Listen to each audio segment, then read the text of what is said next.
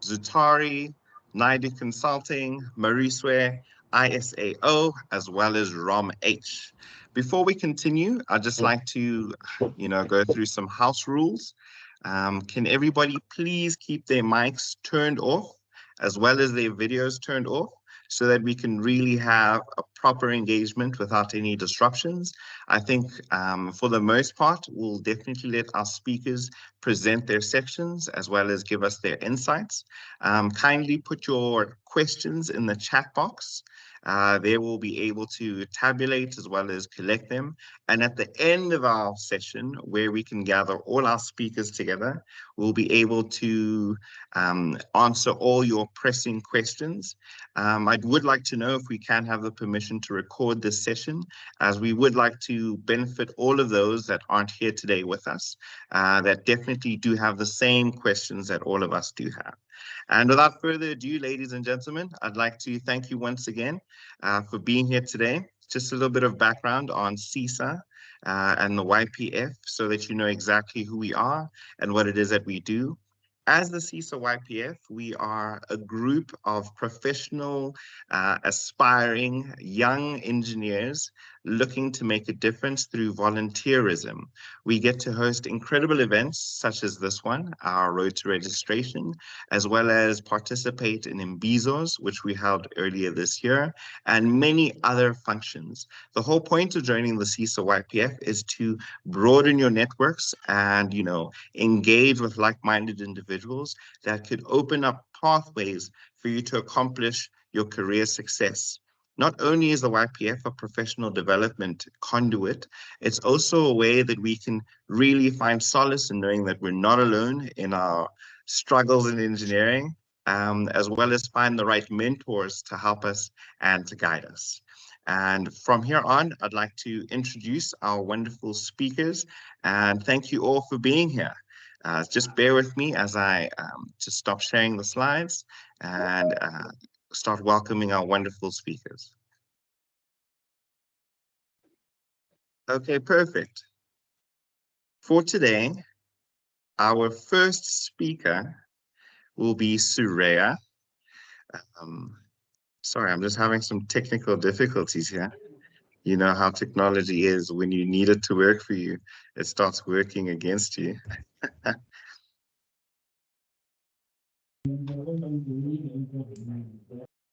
All right. Just 2 seconds. My apologies once again.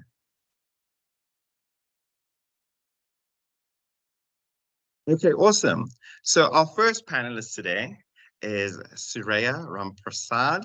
She has a qualification in B-Technology in Civil Engineering from DUT, which she obtained in 2013. She has been professionally registered since October 2019, and she is a professional engineering technologist. She has been employed at Bosch Ulwazi Pty Limited, a division of Bosch Holdings, since March 2023 until right now. And previously, she was at Naidu Consulting Pty Limited from May 2010 until February 2023.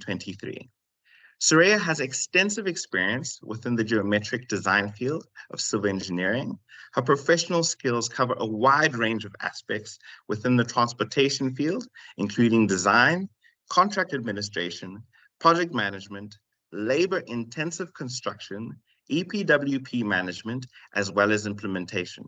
This also includes the monitoring and management of long-term and large-scale projects, as well as award-winning flagship projects for the Department of Transport.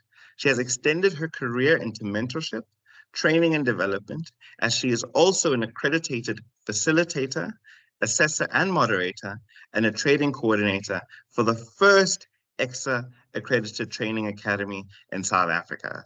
Ladies and gentlemen, let's give Sureya a round of applause as we welcome her to give us her wonderful insights. Thank you, Sureya.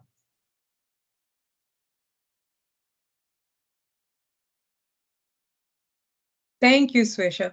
Swesha, can I just confirm that you can see my screen? Yes, we can see your screen. Looks great. Please feel free to show us a smile if you want to as well. Okay, just give me a second. I'm trying to juggle multiple screens here. So just a second.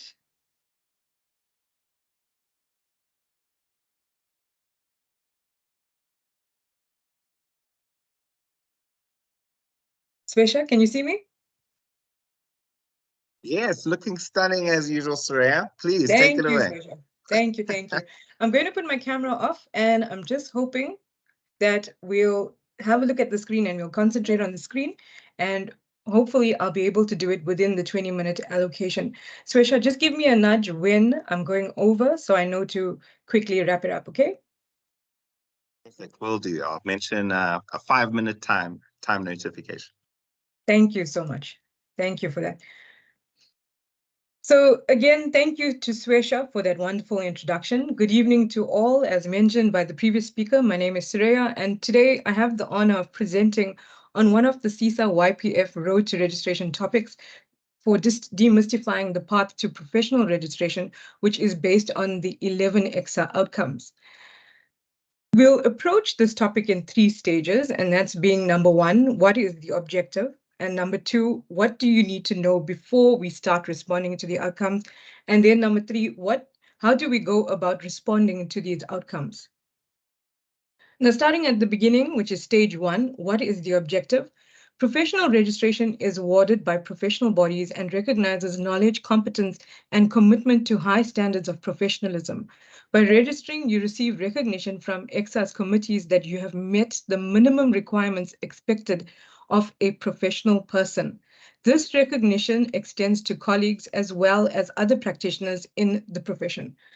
On the road to registration, we usually follow the professional development model, and this requires that we start our career path at a tertiary institution and demystifying and qualifying with an accredited program, where at graduation we have met the standards for engineering education. Our goal is to achieve practicing as a professional registered engineer, and for EXA to recognize you as a professionally registered engineer, you must prove that you have met the minimum requirements expected of a professional person. Gathering of proof will usually occur between graduation and professional registration for you to meet the standard for professional competency, and this period where you gather the proof is called the training and experience or candidate development phase. Now, in a nutshell, at this stage, you will have to gather evidence showing your learning and experience gained towards technical engineering development as per your tertiary qualification, as well as evidence which shows that your learning and experience gained towards soft skills, business management and administration, and project management for you to meet the standard of professional competency. Moving on to stage 2, what we do need to know before we start responding to the outcomes is to understand this, we will look at the main elements of the professional development process through a candidacy program. This shows us that the professional development process is made up of several different planned training or work activities from the start all the way to the end where the candidate is ready for registration. Each planned activity which the candidate undertakes is managed by the appointed supervisor, and training records which are produced by the candidate are guided to completion by the appointed mentor in the training and experience or candidate development phase. It's also important to note what training and experience is not. Training and experience is not solely the gathering of evidence towards planned work, which exposes you to engineering knowledge areas only. And this means, for example, that planned work activities may not only be repetitive engineering work activities, where, for example, only quantities or location of the activities change during the candidate development phase. It is important that the planned work activities expose you to the engineering knowledge areas as well as professional skills development areas, and that these activities align with the 11 EXA outcomes. Now, looking at the main elements of the professional development process through a candidacy program, we notice that both areas are covered in the development phase. Other important factors that we need to know before starting to respond to the outcomes include matching our category of registration for the qualification benchmarks with the level descriptors required. The level descriptors give us an indication of the complexity of the engineering problems we should be resolving at our qualification level. Also important to note is the degree of responsibility that you are performing your planned work activities at to determine whether you're ready for registration application. These will be considered with reference to the basic four-stage or four-phase engineering cycle, which allows you to undertake productive work and become experientially exposed to all the outcomes required for evaluation towards meeting the standard for professional competency. To determine the factors that best suits your personal candidacy application, you will need to refer to EXA document R02 STAPEPTPCEPN, which will explain in greater detail how you should approach your professional registration within your category of registration. Our last stage assists us to understand how do we go about responding to the outcomes. Commonly, you'll find that the competency standards are broken down into 5 groups. These 5 groups contain within each a number of different outcomes, and these 11 outcomes must be demonstrated by applicants to be considered for professional registration. To understand this, we'll now dissect each of the groups and outcomes further. Under Group A, which is engineering problem solving, you'll find that the applicant is to demonstrate that he or she can apply the appropriate theoretical and practical method required to identify, analyze, and solve the engineering problem at the level of the engineering activity. Outcome 1 specifically asks you to use engineering and contextual knowledge, and it asks at what level is the engineering problem that you have defined. How did you go about collecting, organizing, and evaluating the information you collected for the identified engineering problem? And then how did you interpret the information collected, and what assumptions did you take to derive the solution and outcome of the engineering problem? Now, in simple terms, it means what is the problem that you have identified? How did you collect the information? And using this information with certain engineering assumptions, how did you investigate the problem to arrive at the solution? Now, in terms of outcome 1, some of the considerations that you would use are: what are the client's goals? Did you attend the concept or inception meetings? Did you contribute to the stakeholder engagement sessions? Which sub-consultants were engaged and why? And how did you gather information or data? The second outcome in Group A talks to analyzing engineering problems. And this asks, how was the solution for the engineering problem identified in outcome 1?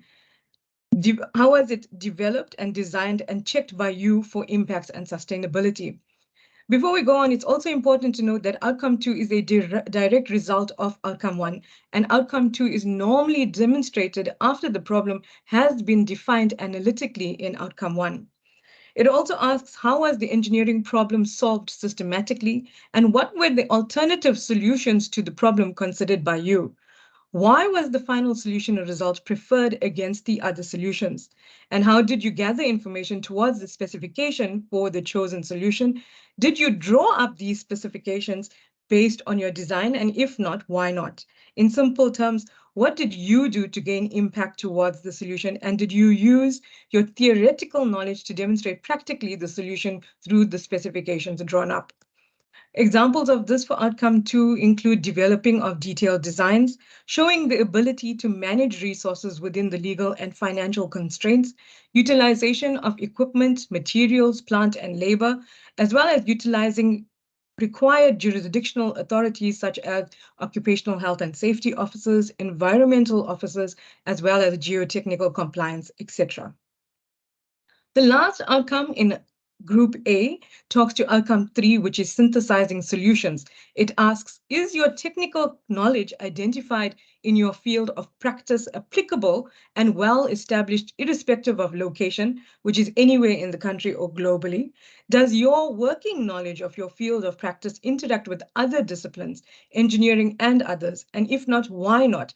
Did you consider the complexity of the problem for your level? And it then asks, what is your jurisdictional knowledge, which includes legal and regulatory knowledge, inclusive of the relevant and local relevant codes of practice? In simple terms, it's asking, in this outcome, you demonstrate your ability in planning, investigation, and operations in your area of competency. The knowledge you discuss here is relevant technical working and jurisdictional knowledge that is applicable to your field of practice. And in outcome three, some of these examples may be the development of alternative designs, cost breakdown analysis, budgeting, impact assessment, proposals, feasibility reports, design modeling, detailed technical specifications, preliminary, final, and tender drawings, bill of quantities, contract document requirements, and specifications, etc. We then go on to the next group, which is Group B, and this talks to how you manage engineering activities. The applicant is to demonstrate that he or she can display personal and work process management abilities, as well as demonstrate that he or she can communicate clearly with all stakeholders at all levels of management.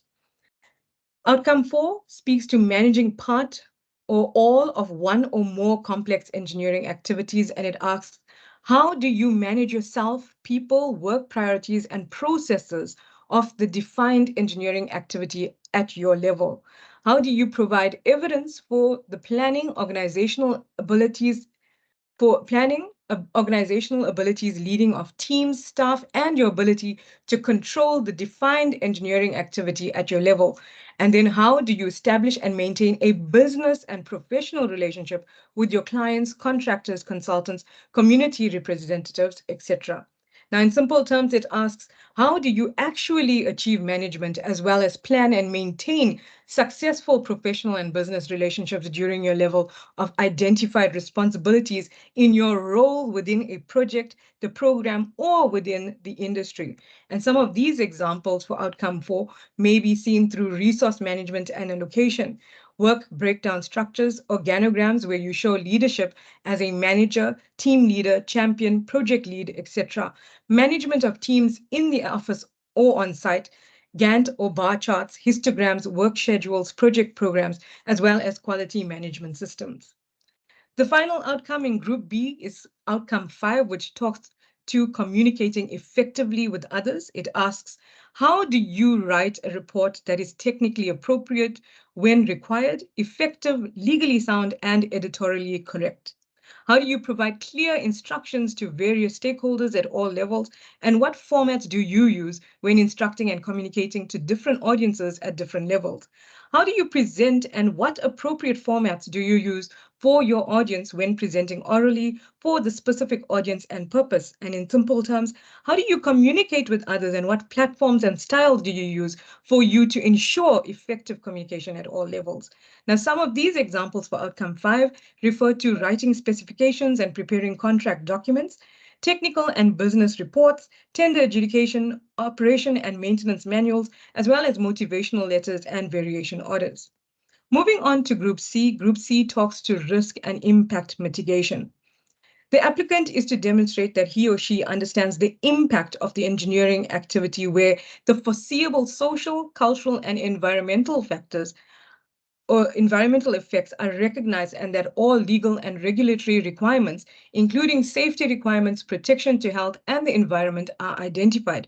Specifically, outcome six talks to recognizing and addressing the reasonable foreseeable social, cultural, and environmental effects and asks, how did you demonstrate your ability to identify interested and affected parties and manage their expectations with regards to interactions amongst technical, social, cultural, environmental, and long-term sustainability considerations and solutions? How did you demonstrate and provide effective, clear measures taken to mitigate the negative effects on engineering activities undertaken? Now, in simple terms, it means how did you effectively demonstrate recognition of an obligation to society, the profession, and the environment?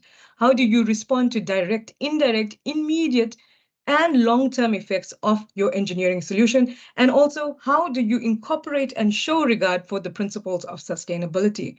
Now, examples of this under outcome six will be in terms of if you have excavations of trenches with inconvenience, borrow pits, dust and obstruction, visual and noise pollution, detrimental effects on people, wildlife, and effects on the environment, labor-intensive construction and people employment programs such as EPWP, community involvement and communication, business forum negotiations, community participation goals, as well as community compensation. Now, the last outcome in Group C talks to meeting all legal and regulatory requirements and protecting the health and safety of persons. And it asks, how did you demonstrate that you identified applicable legal and regulatory requirements, including health and safety requirements for the engineering activity? And then how did you demonstrate circumstances where you assisted in or demonstrated awareness of the selection of and saved sustainable materials, components, and systems, and have identified risks and applied risk management strategies? In simple terms, how did you effectively demonstrate recognition of regulatory requirements that are explicit? How did you effectively demonstrate recognition that the health and safety protection of all people located inside and outside the workplace is of the highest priority? And then also, how do you demonstrate a proactive approach to the implication of the engineering problem with all stakeholders and at all levels of understanding? And examples of outcome 7 can be seen when you consider adhering to regulations of the Occupational Health and Safety Act, parliamentary acts, local regulations and bylaws, as well as standards and codes of practice. Moving on to Group D talks to acting ethically, exercising judgment, and taking responsibility. The applicant is to demonstrate that he or she is responsible for making decisions, exercising sound judgment, and conducting engineering activities ethically. And specifically, outcome, thank you so much, Swesha. Specifically, under outcome 8, it asks if you're conducting engineering activities ethically, how did you demonstrate and confirm that you are conversant with the EXA Code of Conduct for registered persons?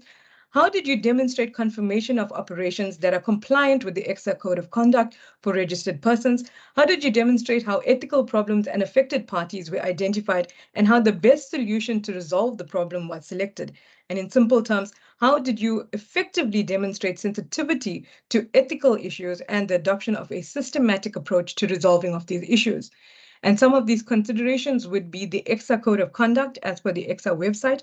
What is your understanding of it? And under ethical problems that can occur include tender fraud, payment bribery, alcohol abuse, sexual harassment, absenteeism, favoritism, defamation, fraudulent overtime claims, fraudulent expenses claimed, fraudulent qualification, misrepresentations of facts, etc. Under outcome 9, it talks about exercising sound judgment, and it asks, how do you demonstrate judgment exercised in arriving at a conclusion within the application of technologies and the interrelationship with other disciplines and technologies? How did you demonstrate which factors were taken into consideration, bearing in mind risk, consequences in technology application and affected parties? And how did you demonstrate cognizance of accountability and responsibility for your decisions and actions? In simple terms, how do you effectively demonstrate sound decision making using a diverse and wide range of factors and considering several risk factors while regarding the consequences of each decision and taking ownership of the outcome of the final decision? Now, some of the considerations for this outcome includes getting the work done in spite of numerous risk factors which need good judgment and substantiated decision making. Interest and affected parties with defined needs that may be in conflict. Example, the need for service or service delivery, irrespective of the environmental damage, local traditions and preferences, etc., need sound management and judgment.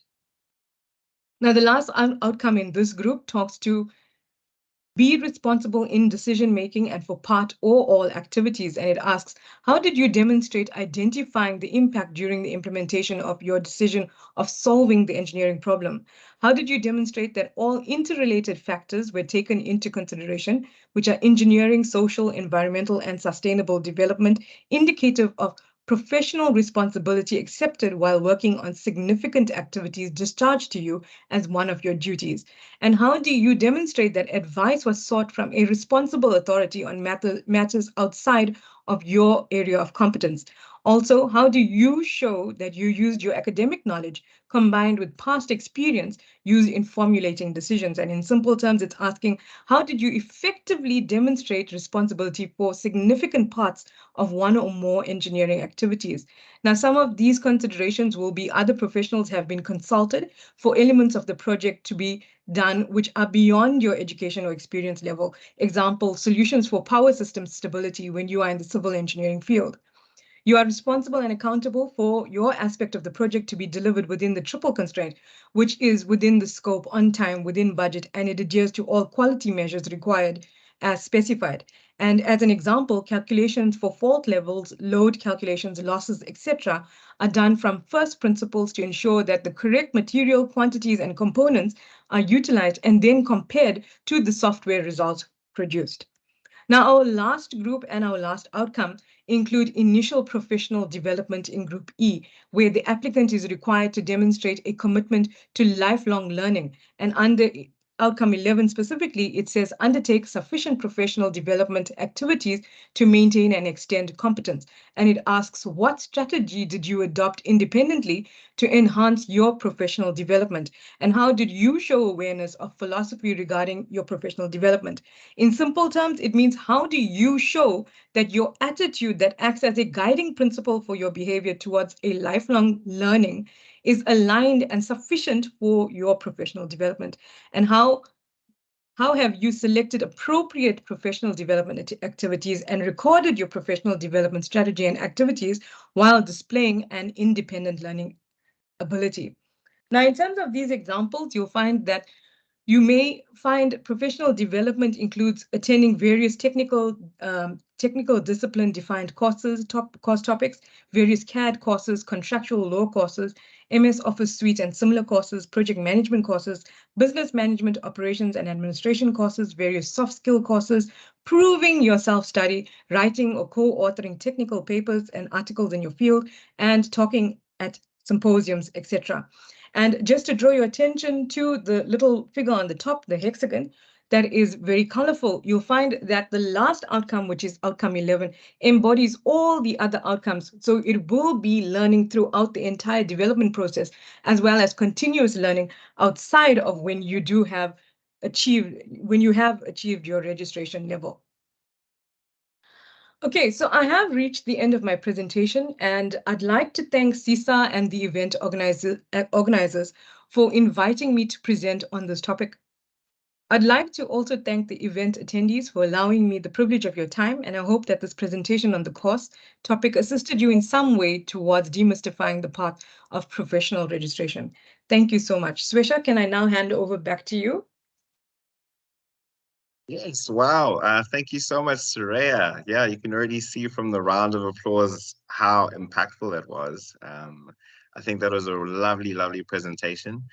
Just to let everybody know, please continue to put your questions in the chat box. We will be looking at them later on, and I'm sure you just got a lot of dense information in those 20 minutes. Thank you for that incredible crash course, Soraya. I also have questions for you, but I'm going to follow my own instructions and wait till the end before I can pose them. But really and truly, we really appreciate you sharing your knowledge, sharing your insights, and, planting a seed in the rest of us to see what comes out of it. So, ladies and gentlemen, we'd like to continue with our incredible program. Let's give Soraya another round of applause before we let her go. I'd really appreciate it. Thanks, I'm sure Swesha. she Thanks would for those too. kind words.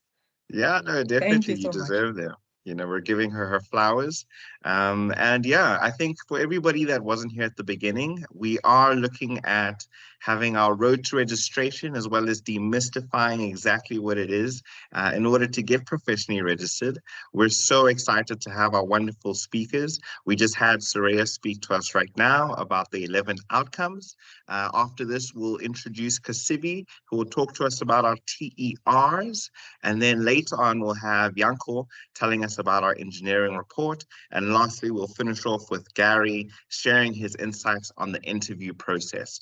So without further ado, I'd like to introduce engineer Kasivi Fambeni, PR-Eng, an electrical engineer with a BSc and MSc in electrical engineering from UCT.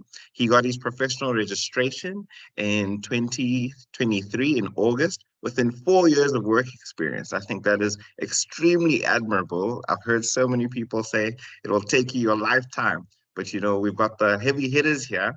He currently works for Zatari, and he previously worked at Rubicon Engineers and Project Managers from 2019 until 2022.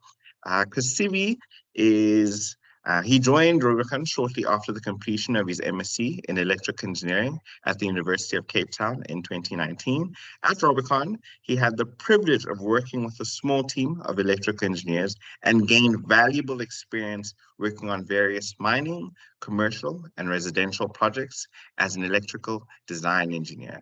This exposure and experience, as well as the guidance from his senior colleagues, allowed him to apply for professional registration at the end of his third year of working. Currently, like I said before, Kasivi works at Atari, gaining further experience in water treatment works and renewable energy projects.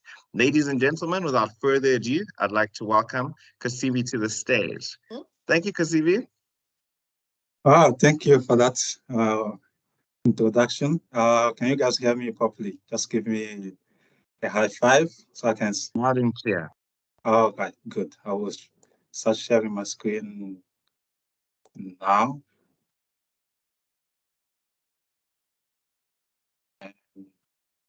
How are we doing? Yes, we can see it. Feel free to, yep, it's in full screen mode. Perfect. Thank you, Kasivi. It's all yours. All right. Thank you for the presentation. So thanks for the speaker that came earlier. She gave an important overview of all the outcomes.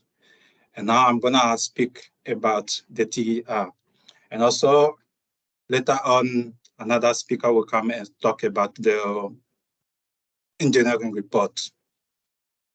So just to give a brief understanding of the engineering report before the speaker came in, just to tell you how important the TER is when you are preparing your application. So first thing, the engineering report will detail how you demonstrate your capability for all the outcome that you hear about just now. And then the TER will tell or demonstrate the different projects that you did during your training process and the experience that you gained and that you want to use as a backup for your application. So with that due, let's get going. So I'm mostly going to talk about what is required from an engineer, a technologist, or a technician when they are compiling the application for the including all the TR requirements. All right. So for engineers, when you get to the application form,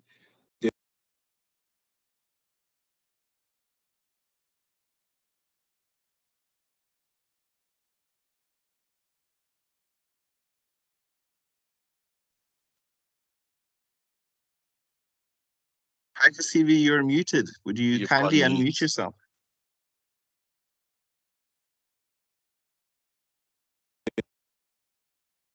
Okay, sorry about that, guys. I didn't know it was unmuted. It was muted. Okay, cool. Why did you guys lose me? We'll start from the top of the slide. All right, good. All right, cool. So you guys got me up to this point. Yes, go for it. Okay, good. All right, cool. All right. So I was saying that I will give the requirement that an engineer, a technologist, or a technician will need for the TR when they're compiling the application. So starting from the professional engineers, they will need to, the TR is a form AN 2.1 in the application form. For the technologists, it is the B 2.1. And for the technicians, it's the form C.1 in their respective application form. For all of the TR, this is an very important aspect of it. It's not supposed to be more than 2,000 words. And that means if you work for 3 years, 5 years, 10 years. If you are ready to start your application, you need to be strategic about the project that you select and you put in your TER so that you have enough content from each project to display within 2,000 words. And that will also tell you how you need to separate your TER with project you need to include it in. To get the requirements for each of the TER or for each of the different discipline. So you need to look at the EXA document R03 PRO-PC, and that detail all the different requirements, what need to be in your TER when you start compiling your application. So I highlighted here the table 3 for the professional engineers, table 5 for the professional technologists, and for table 7 for the professional technicians. As earlier,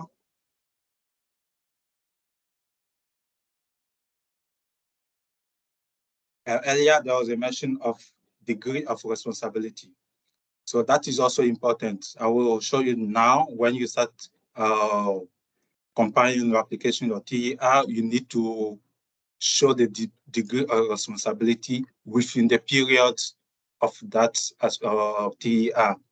So you need to understand what are the different level or degree of responsibilities and where they fall in terms of your learning process and your training.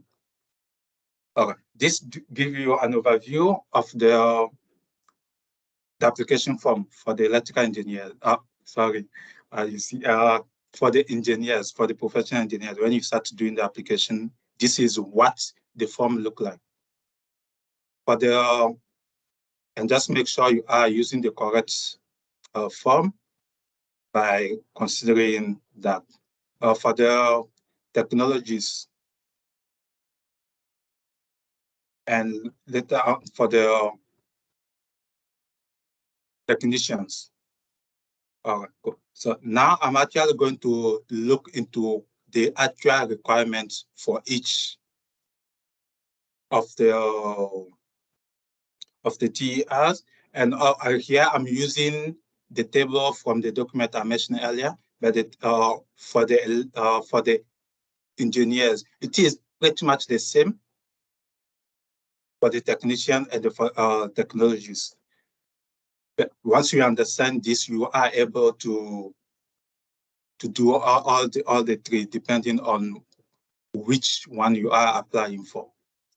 So it's actually, instead of reading to this table, I thought I would use my application as an example, that to show what is required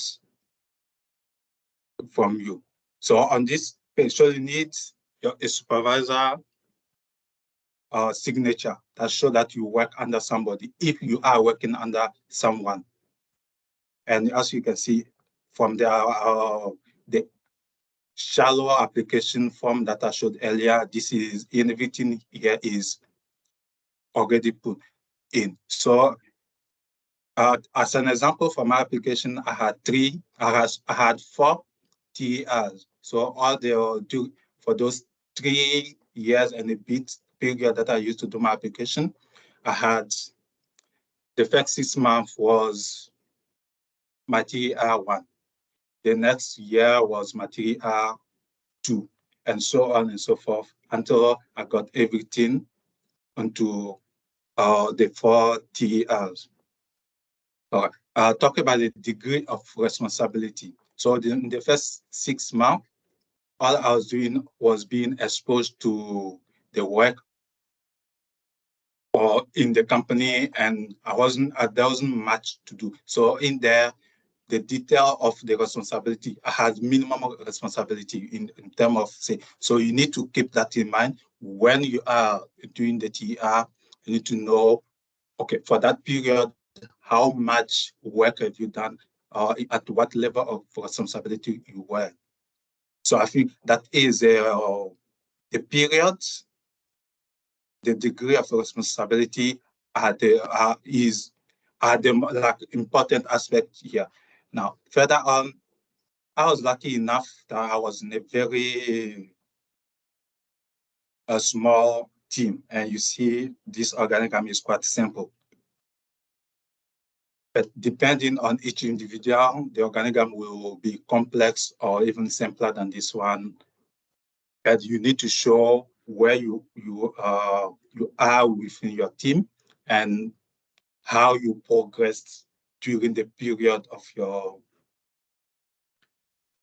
the period of your TERs, your application, and also when or how do you decide how many TERs you need to have? So that's what is shown here. For me, I was still with the same team. So I decided based on the tasks that I did within each project, how my responsibilities grew within the project. So for the TER one, I only have quite small responsibility. So I thought, okay, this period was enough to have a TER one. Then TER two, my responsibilities grew, even though they were still the same projects.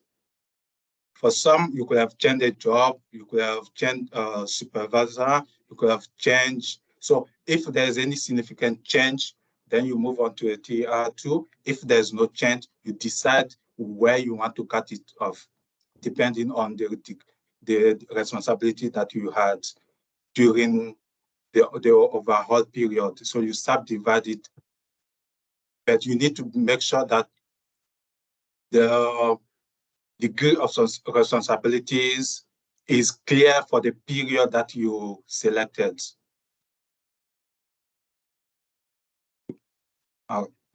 Going further, the next aspect of the TER are the topic that you need to cover in the TER, and those are the actual problem that you are solving. So the detail about the problem, or if it is a project, the detail about the project.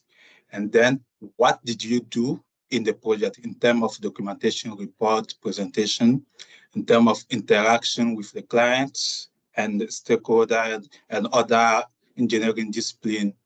If you are an electrical engineer, how did you interact with mechanical engineer? If you are a civil engineer, how did you interact with the architect? And so on. And also, if you are in a position of management, did you manage any person, any material, or did you were only taking care of the money? And then also in terms of contract, all of those are details that you need to continue gathering during your candidacy period. So you know, okay, in this project, I deal in this point, within this point, I deal with this guy, I deal with this client, deal with this discipline. So you need to have those separated. And now also as engineers, as technicians or technologists, health and safety are a big part of our day-to-day work. So you are within every project or every course, anything that you do, you need to keep into mind how you interact with your colleague, your client, in terms of health and safety, in terms of environment and hazard consideration. And are you compliant with the law within your project or within any of the tasks that you do? So you need to keep that in mind, keep tracking of those, because those will be important for your TER. And also, earlier I talked about the degree of responsibility or level of responsibility, and that also came up here. So you need to keep that in mind. It's really important. So go to the EXA website, go look for the document that details the degree of responsibilities and make sure that you understand, because it's quite important when you are completing your TER. All right. Now, as an example from my application. So as you can see here, the first block.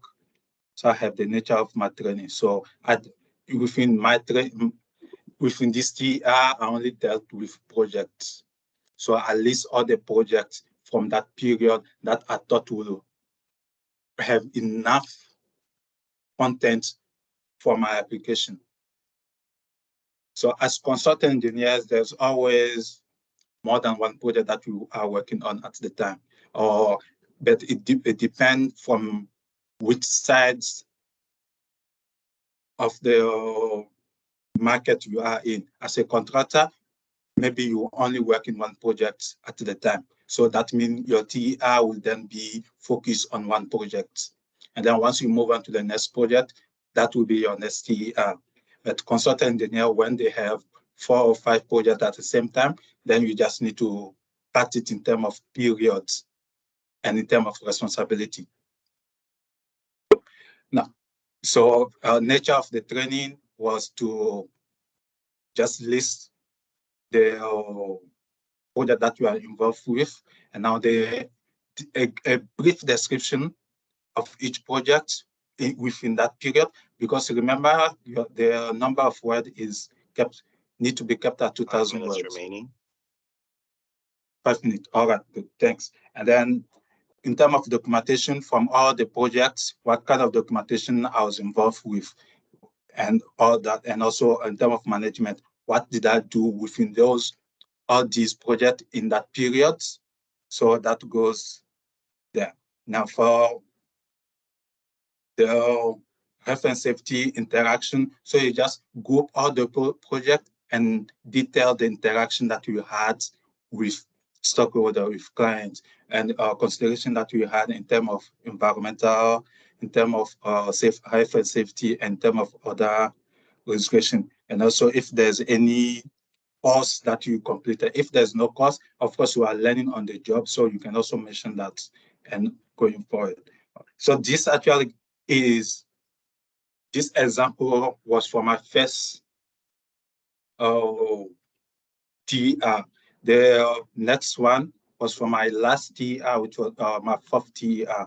So the team I was in stayed the same during that period, but my degree of responsibility has changed from the TR1 up to the TR4. It grew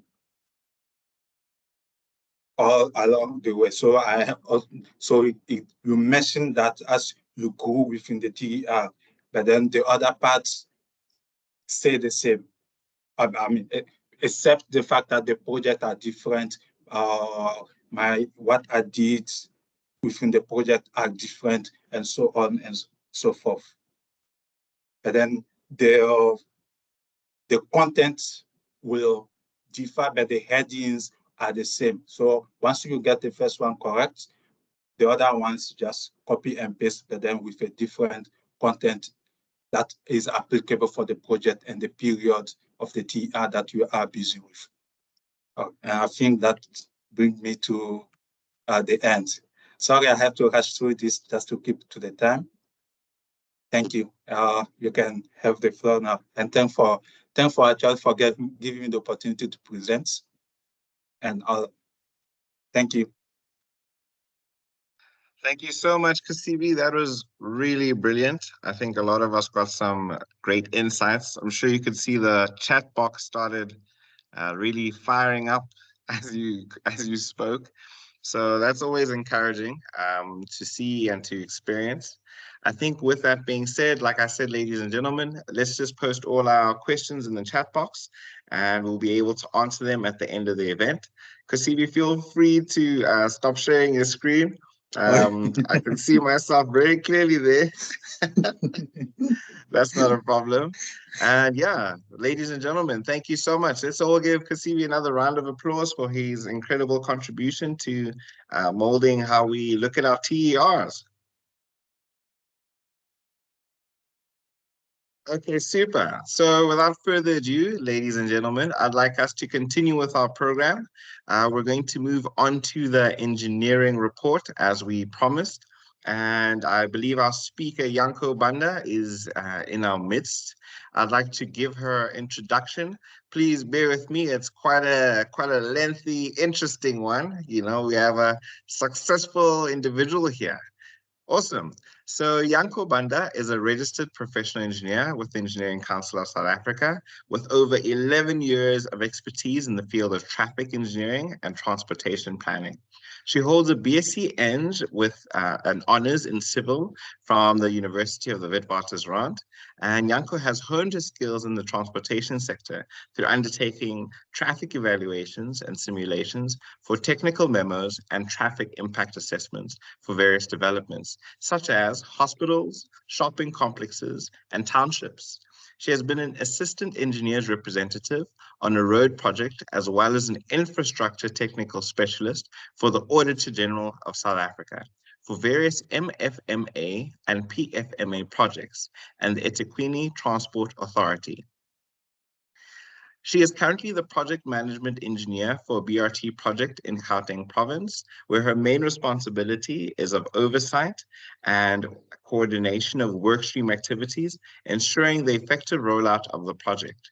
Through her active involvement in volunteerism on platforms such as CESA YPF, as well as the FIDIC Africa Future Leaders Steering Committee, Yanko coaches students and young professionals, ensuring sustainability of the profession, as well as engages with like-minded YPs locally and outside of South Africa, sharing her knowledge as well as insights on best practice.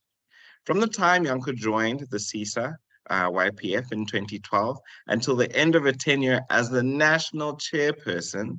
Did you hear that? As the national chairperson in 2021, Yanko represented YPs on various CESA committees, namely the board, council, advocacy, technology, and engineering innovation. Okay. During the month of September in 2021, she completed a 3-week video series campaign organized by EXA under the I Am Engineer banner, with the main aim being to promote professional development through her sharing her tips on various topics, such as defining a complex engineering problem, report writing tips, value of registration, how to demonstrate competence of Group A outcomes, and that's exactly why she's here with us, you know. Yanko's also a volunteer industry mentor through the CESA YPF student chapter, and most recently the UJ Civil Society, as well as St. Stephen's Girls College since 2010. Her role with the students and learners includes, but not limited to, assisting with identifying and connecting potential mentors for events such as the VIT Speed Mentoring that will be happening tomorrow. If any of you are interested, I'll be a keynote speaker if you want to come and listen, as well as assisting with preparation and proposals for a partnership with the industry consulting firm. In her personal capacity, she reviews reports and assists candidates to prepare for their professional reviews, as well as giving inputs and guidance on presentations for their interviews. She frequently speaks at events that motivate and empower young professionals, with the most recent being the UNESCO 9th African Engineering Week and 7th African Engineering Conference, held from the 25th to the 28th of September. Bear in mind, the Vice President was there, as well as the Minister of Electricity and the Minister of Public Works. We're definitely in the midst of a trailblazer. In 2021, Yanko was a CESA Young Engineer finalist, and in 2022, she was awarded the Woman of Stature for Women in Engineering. Currently, she serves as a board member of the Women of Stature Foundation, overseeing the mentorship portfolio. Without further ado, and without any more breath left in my lungs, I'd like to introduce you all to Yanko Banda. Thank you so much, Yanko. Thank you very much, Swisha, for that amazing intro. I hope I'm audible. If I'm not, you let me know. Evening, everyone. Thank you for making time to attend. I think by virtue of the numbers, we can see that, yeah, you're all quite keen and eager to register. And we hope that the session will be empowering to you all. So as indicated, my name is Yanko Banda. I won't really go into this. What I'll be talking about is the engineering report. So for those of yourselves, you here asking yourselves, what is the engineering report? Basically, the engineering report is one of the reports that you have to fill in. It forms part of your submission towards the Engineering Council. And the engineering report is the report that is, it's actually one of the most important reports, as it shows your strongest evidence. So when you prepare your engineering report, why we say it shows you, it's meant to show your strongest evidence, is because you cover all aspects of work, but mainly where you are performing, or where you can demonstrate that you are fulfilling all the 11 outcomes and you are functioning at a degree of responsibility E, which means that in essence, you operating at a level of a registered person with minimal to no supervision. So with the engineering report, I know a lot of people tend to ask, what does the engineering report look like? Can I get a sample, whatever not? So personally, I prefer that candidates put in the effort first and then you guide from there, because the danger in candidates receiving a report of someone who's already registered is that you tend to want to fit into how this professionally registered candidate individual has structured their report, and then you end up losing the essence of you, or you don't fully show your experience. So the format that is followed, which the previous speaker Kosibi actually showed, is that when you write your engineering report, the format that is followed is answering or responding to the outcomes or the competencies you're demonstrating, all the competencies and the outcomes. So one of the things that I've picked up with a lot of candidates is that the current candidates, I don't know if it's the current candidates or just engineers in general, we don't seem to like researching, which is very interesting. So for interest's sake, for those who don't know where to start, a very good point to start is the EXA the Engineering Council of South Africa website, and the link address is as follows. And then where all the forms, when I say forms, so all the reports that have been discussed, the TER, CEOs, the actual application forms that you need are also available on the website, and they can be found on that link shown on the last bullet.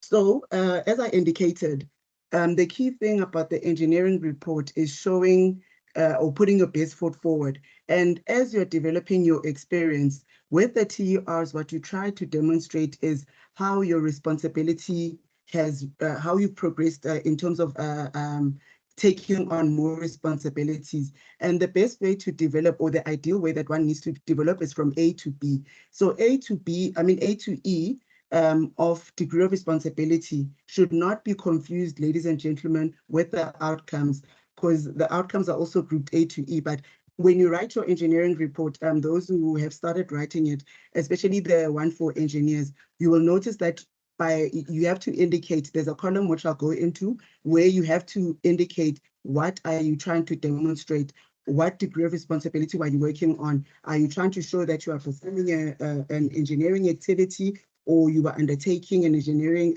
task? So to differentiate between the degrees of responsibilities and the outcomes, we use DOR for degrees of responsibilities. Then you just say A. If you are at the beginning of your experience, it will normally be A. And what that means is that you just got on the project, you're observing, your supervisor or your mentor guides and tells you how to do things. And as you progress, you start taking on more responsibility. You start, thinking of ideas or giving your inputs until you get to a point where you are performing, which is degree of responsibility E. And this is where you need to be ideally, ladies and gentlemen, when you are submitting your submission to be registered as a professional.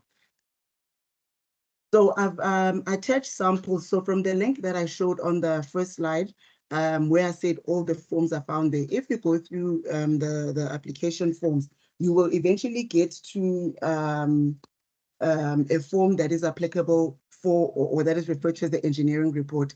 With the engineering, this engineering and engineering reports, it gets a bit confusing. So when I say engineering, I mean professional engineer. So with the engineer report, that is form AN3.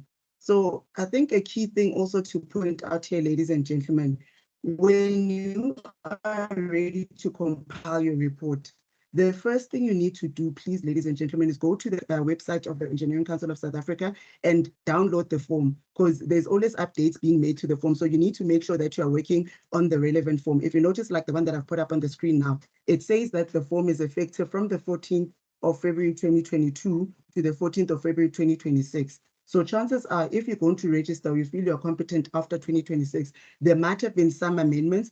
So it's always ideal, or even before 2026, it's always ideal to just go through the forms and make sure that you are actually using the latest templates. So this is the form that is used by the engineers to fill out or to demonstrate their competence towards registering as a professional. So another thing that I'd like to point out to everybody here is that all of the forms have an information sheet. So if you have gone through, I think some of you might know what I'm talking about. And basically what the information sheet does is that it gives you guidance on what or how to fill in the form. So, you know, people are, like I say, they're always saying, where can I get the forms? I don't know how to structure this and that and whatever not. The information sheet basically tells you what is it that the Engineering Council is looking for. So please, ladies and gentlemen, make sure you read the info sheet and you're ticking all the boxes that the council is looking for. This will, number one, ensure that you do not have to go through the EA process. And when you get to the professional review, at least everything is clear.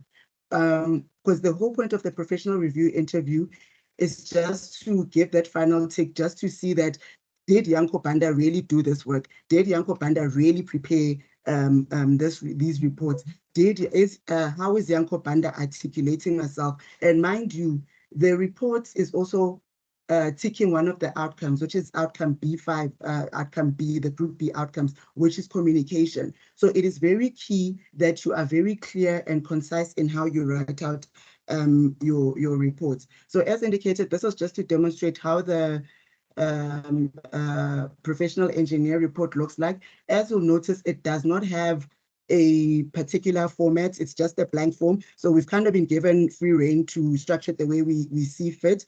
So this, I'll explain later what is it that they'd be looking for, how you go about filling in. There's a slide we have kind of summarized what are some of the things that you need to put into the engineering reports. Then for engineering technologists and technicians, the forms are more or less similar. So the engineering technologists and technician forms, they already are grouped into the outcomes. As you can see, the middle page, it shows you that this is outcome one, which is define, investigate, analyze, broadly defined for technologists, well-defined for technicians. And it will tell you what is it that you need to fill out for each outcome.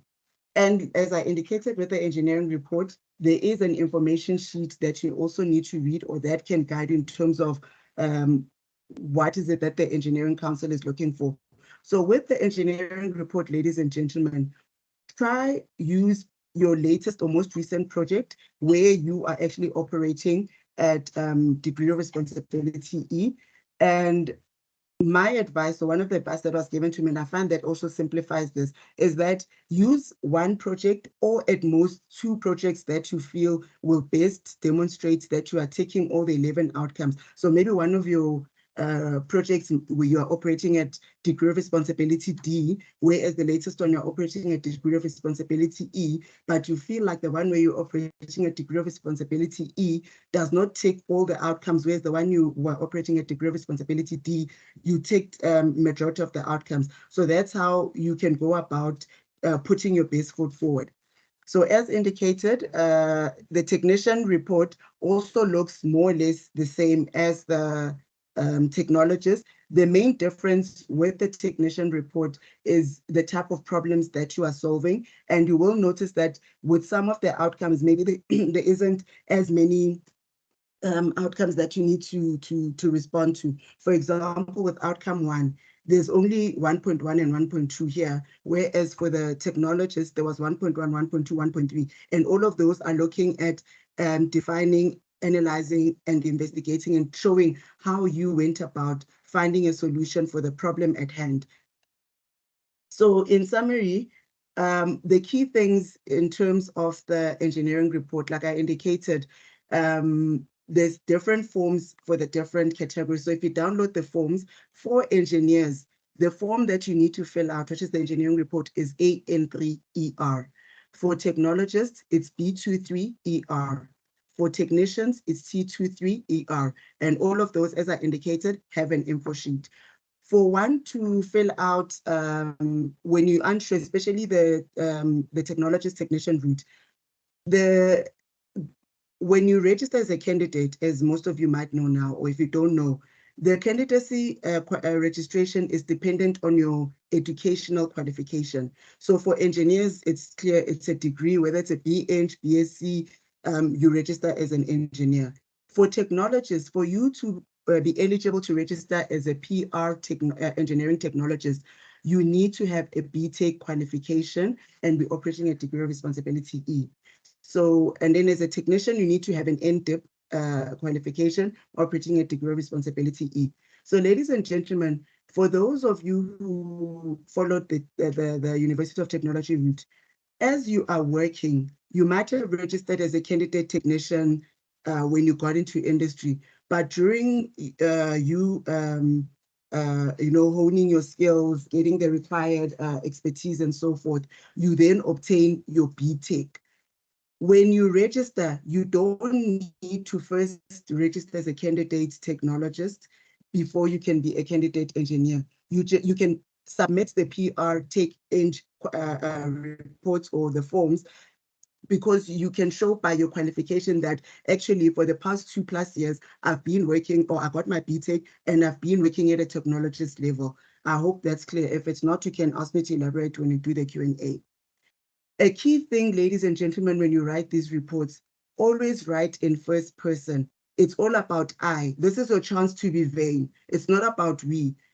The council is not interested about what you are doing as a collective. They're more interested in what you are responsible for. So when you write the report, indicate I was responsible for 1, 2, 3, 4, 5. On this project, I was the senior design engineer responsible for whatever.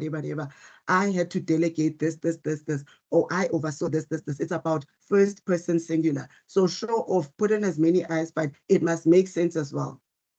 When you write the engineering reports, as I indicated, because if you saw when I put up the samples of the engineering reports, you would have seen that there was an evaluation, a self-evaluation column for engineers, and then for the technicians and technologists on the side, especially the technologists, there was a column where it says cross-reference to your TERs. So basically, when you write the engineering report, you have to say, depending on the project that you chose or what you're trying to say, you can say, as demonstrated in TER 7, I was doing 1, 2, 3, 4, 5. So that's what they mean by cross-referencing to your TERs, because you can also refer to other TERs, not necessarily the one where you are basing your engineering expertise, especially if certain tasks were the same, but maybe in one of the TERs, you explain it a bit more in a bit more detail. So that's what you need to do as well. Whatever you are writing in the engineering report, you should be able to cross-reference it to your TERs. Then, as I indicated earlier, for the engineers, there's no specific format, so it is advisable that you address the outcomes according to the required competencies. So as we saw with Kosivi's presentation of the report, you saw the headings that he had there. If you follow those headings properly, you'll actually see that that's what the council advised that you respond to in the info sheet. But if you look at the outcomes or the competencies that you need to fill in, and I think it's the first speaker, when she looked at the outcomes, your headings can be at the main headings as per the outcome, so that whoever will be reviewing your reports, they know exactly what outcome are you trying to show. And then the best way to also write these reports is that write them in prose format. By this meaning, it should be like you're just talking. Your report needs to flow. I think most of us here have written our many reports. You know that every report has an introduction, a body, and a conclusion. So that is how you need to write that report. You can introduce your project. Your body is you describing or or demonstrating how you met the competencies of the 11 outcomes. And then your conclusion is basically the self-evaluation form at the self-evaluation component at the end, where you now tie in everything and say that from this project, I've demonstrated that I've adhered to the Engineering Council's code of conduct and observe the word count, ladies and gentlemen. For the engineering report, the word count is 600 words maximum, and then 200 words for the holistic evaluation for the engineers. For the technologists, it's 6,000 words maximum. However, the 6,000 words is broken down to 100 words per criteria. I know this looks like it's very small, but there's a reason why they're giving a word count limit. It's to make sure you get straight to the point. If I'm going to be describing a project I'm working on, for example, let's say I'm going to talk about a project I worked on with ESCOM. They're not interested about the history of ESCOM. You know, some of you might be saying ESCOM was founded in 1940 whatever, and this is how they developed, and that's not what they're interested in. They are mainly interested in knowing what you are doing, hence the limitation, to make sure that you get straight to the point. And remember, the people reviewing these things are people like you and I. So if you've written a thesis, you know, of whatever, someone is going to get bored and some things might get lost in translation. Another key thing to note with the engineering report, ladies and gentlemen, is that for the technologists and the technicians, your supervisor must also sign your report. So please make sure this is done. Otherwise, it will just delay your submission once you make it in. You are allowed to add diagrams, tables, design calculations, whatever you feel will best articulate or demonstrate your competence. However, this must be limited to 4 pages overall in your submission. And one key thing to also note, like I indicated earlier on, the engineering report is actually the report that forms the basis of your professional review presentation. So it is very important that you choose a project or projects, maximum 2, that will best showcase you and make you, you know, put you on a pedestal and show that you are definitely a shining star, you know what you are doing. If something should go wrong, you will show that you used, you know, your engineering judgment, you worked within the engineering code of conduct, and if you are found to not have done something right, you can actually be held accountable for that. So in summary, I try to keep it short and sweet, putting it all together. As I indicated, your engineering report is what your professional interview is based on. So please choose your projects very carefully. It's not based on your TERs. So to choose your projects, rather choose projects to later on where you're operating at a degree of responsibility E that cover all or most that cover all the 11 outcomes. And like I've been saying, ideally use no more than 2 projects. Choose projects where you're working at degree of responsibility D and E, or all those that will be taking most of the 11 outcomes. There is an information sheet that is guiding all applicants. Please read these. The report should be reflective rather than narrative, as it is a test of your written communication, outcome B5. So how you write it is very important. How you write your report is very important. It should be clear. So it's also very important that you get someone to review your report, because what I found, ladies and gentlemen, is that a lot of you, when you're asking us to review your reports, you are, for lack of a better word, giving us very shoddy work. And then you wonder why when you submit it, you get declined. You know, you don't even get called for an EA to try fill in the gaps. It's because what you have given is not to a standard that is ideal for engineering. And it actually speaks to your being, which is also outcome D. If you've read the outcomes, or as the first speaker demonstrated, outcome D looks at ethics, integrity, and all those things.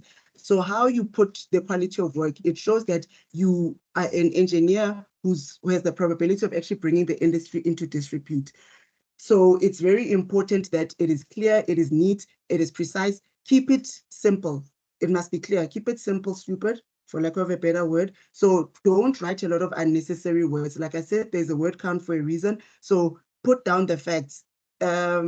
Maybe for interest's sake, for me personally, I was ready to register according to my mentors in my 6th year, or 6th year of working, but I actually registered in my 8th year of working because I felt I wasn't ready, or there were certain aspects that I didn't cover.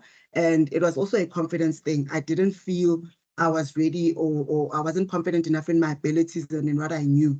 So that's how long it took. Hence, I say there might be a lot of things you want to put in, but try keep it simple. And I had actually been working on my reports from about the second or third year of working. So you might do a number of iterations before you actually complete it. So don't despair that your first one, if you send it to your mentor, it's going to have a lot of red markings. Like I said, describe what you have done or what your role is. Okay, noted. I'm almost done. Describe what you have noted and what your role was. They don't care about what Yanko did on the project or the weeds. It's not about we, it's about what you did. Observe the word count limits. They are there for a reason. Like I said, you have normal human beings like you and I reviewing these reports. So if it's too bulky, some things might get lost in translation because either the assessor will be, or the reviewer will be tired and they might miss certain aspects, and then you might find that you go through the EA process unnecessarily. And it's not always about the sector you're employed in, but rather the work that you are doing. I know a lot of people say, I didn't go to site, or I haven't been in a design office. As long as you are solving engineering problems, ladies and gentlemen, for the level descriptor or for the qualification that you have, that is what is required. Just read the 11 outcomes and see how are you taking them. Are you engaging with other stakeholders? Yes, that is irrespective of site or design office. Are you coming up with solutions to the problems you encounter? Yes, and then if you're not sure whether you are meeting the competencies or you want some guidance in terms of how to meet the competencies, the most important form that you also need to read is Form RO2. PE is for engineers, PT technologists, PN technicians, and that will outline how you can meet or demonstrate the competencies and what you can do to make sure that you meet the competencies. Thank you very much, ladies and gentlemen.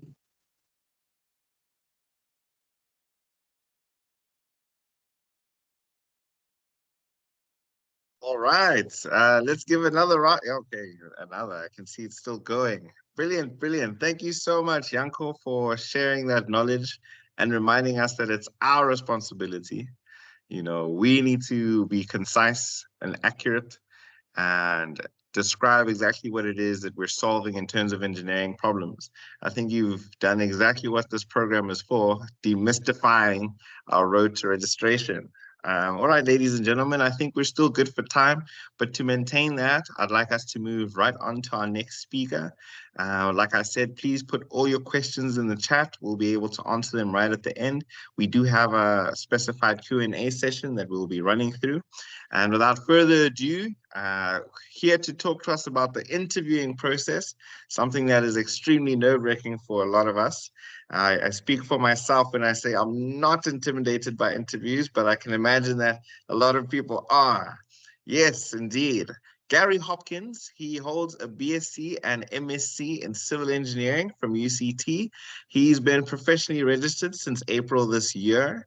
He currently works at PRDW Consulting, Port and Coastal Engineers since July 2017. And before that, he worked at EAS Engineers from January until June. Like I said, Gary holds an MSc from a research MSc from UCT, which involves developing mesh-free finite element analyses programs as well as techniques. He started his professional career in structural engineering consulting, specializing in residential building structures. He joined PRDW in July 2017 and has since been involved in dynamic modeling of flexible host systems, port planning, and advisory services, including coastal, scour protection, breakwaters, structural geotechnical designs, analyses, and site inspections. Gary does not stop there because he's also proficient in tender procurement, construction management, financial modeling, and green hydrogen. Oh, green hydrogen is something I'd definitely like to pick your brain about, Gary. Lastly, he's also proficient in ammonia and methanol feasibility studies. Ladies and gentlemen, without further ado, Gary Hopkins, please take it away. Hi, Swesha. Gary has said that he is dropped off and he's having technical difficulties. So if you could just give him a few minutes to join again. All right, no problem. Yeah, look, I think these things happen, but let's just all be a bit patient. I'm sure he'll join us very quickly. I could read his bio again, but I see he's just come back in. So we'll just give him 2 minutes to get set up, and I'm sure he'll be able to take it away. Thank you, Gary. Sure, to my internet dropped as you started introducing me. So hopefully we remain stable after this. I'm just going to share my screen after my little downtime there.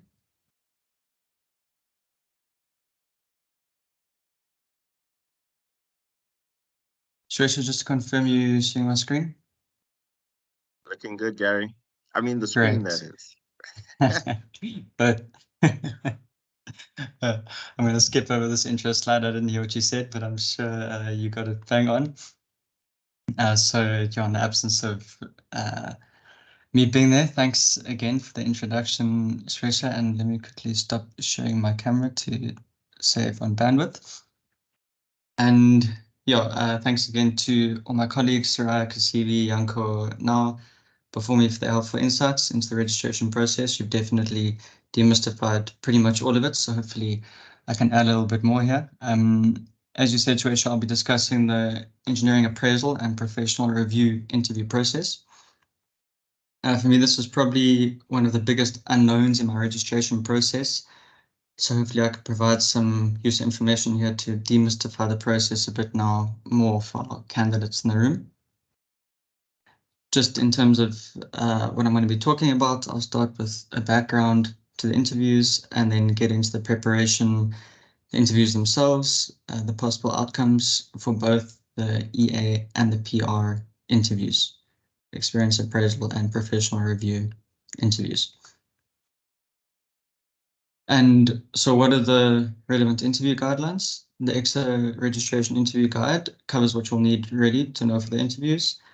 And the basis of this presentation I'm doing now is drawn primarily from this document, which can be downloaded from the CESA website in the document section, along with many of the other essential and useful resources that have been referred to by the other presenters. So I won't go into too much more detail about that. It's probably one of the shortest documents. So once you've gone through all your other literature review and document compiling, hopefully it's last bit of reading to get through.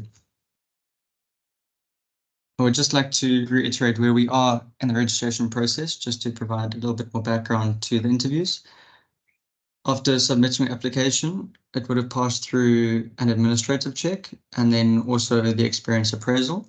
And then after the appraisal, there's a moderation stage, which is typically followed by interviews and then a moderation of those interviews. There's 3 potential outcomes of the EA moderation. The first outcome, possible outcome, being the application contains incomplete information, something that Yanko elucidated to. No information is required at this point. Sorry, no interview is required at this point, really, and more information will be requested from the candidate. Option 2, the reviewers can find that there isn't adequate evidence for one or more of the 11 outcomes. And in this case, applicants are invited to attend an experience appraisal interview where the moderators essentially elicit more information and try to close gaps in your application. And the third possible outcome, if your application is complete and meets all the criteria, then you'll be invited to attend a professional review interview where you're essentially required to demonstrate competence in all of the 11 CESA outcomes in either a face-to-face or virtual meeting formats. My meeting was in a virtual format. I'm not sure how CESA is conducting the interviews now, whether with COVID declining, interviews are now face-to-face, but you can expect either one of those invitations. This evening, I'm really going to discuss the latter 2 outcomes, being the experience appraisal interview and the professional review interview. Right, let's start with the experience appraisal interview. As I explained in my last slide, this interview is only requested if there is inadequate evidence regarding one or more of the outcomes in the application documentation. So not all candidates are going to have to pass through the EA interview. And this interview really allows the assessors to make a clear decision on whether the applicant has met the experience requirements. So essentially, this interview focuses on the specific outcome or outcomes where evidence of the competence was unclear or not found. So it's not an interview, or it shouldn't be an interview on all 11 outcomes. I suspect there would be more information required if there was insufficient evidence for 11 outcomes, but it's essentially focusing on 1 or 2 or 3 or more, hopefully not, outcomes where more evidence is required.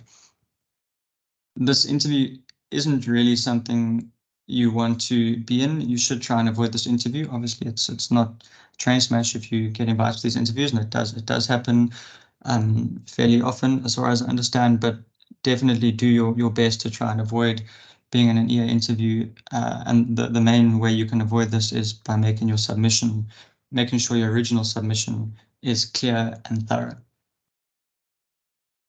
By essentially touching on and meeting all the points that have been addressed by our previous speakers.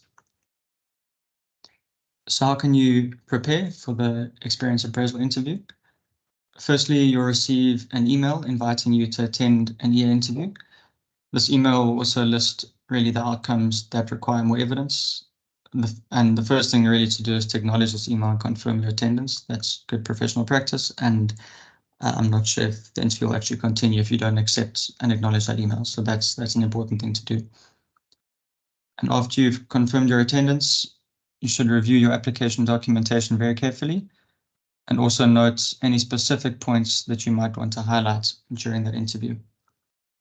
It's also very important to read all the key documents referred to in your application thoroughly and to be well prepared for this interview. And on the back of that, it's also very essential to elaborate, or to be able to be prepared to elaborate on the outcomes highlighted in your invitation letter. So really focus on those outcomes that have been raised as potential issues in your invitation letter to the interview. Another thing you should, or that it's advisable to be doing, is refreshing yourself on the requirements of these missing outcomes, and really just be prepared to answer questions reflecting knowledge, competency, experience, and also the level of responsibility against each of these outcomes. And I'd just like to add a useful tip from another colleague here, and I'm paraphrasing a bit, but the tip is really to know your skill set and when to ask for help. Essentially, we're engineers and we don't and aren't expected to know everything. And that's an important part, I think, of your application and your interviews. For example, we should be conversant with specific health and safety environment aspects, just to name a few. But we're by no means experts on all of those. And that's something really important just to remember.